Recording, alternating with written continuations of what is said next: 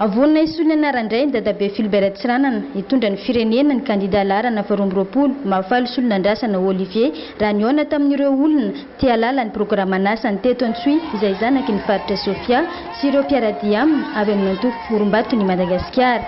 Ampy izay ny andrakandrana ho an'ny vahoaka malagasy ny fampandrosoana avy hatrany no ilaina.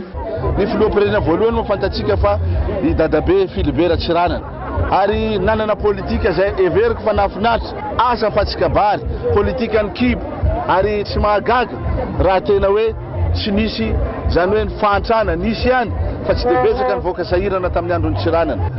Ventina amin'izay ny ranonatsakaina aleo ny olona zay manana traikefany amin'izany nitondra firenena tsy hisony ny andrakandrana fa tonga dia vavany reharehan'ny faritra Sofia zany fisiany Philbert Tsiranana reharehan'ny Madagasikara ihany koa. Tonga ankehitriny any tena amin'ny mahazanaka Sofia ny tena mpanetretena ny tenenana zany sady angataka tsodrany no maniry handimby ny anarandray ihany koa. Teny filamatra ny kandida laharana faharoa-roapolo ny hoe tsy ilaina intsony ny mamadika pejy ny boky mihitsy no mila soloina.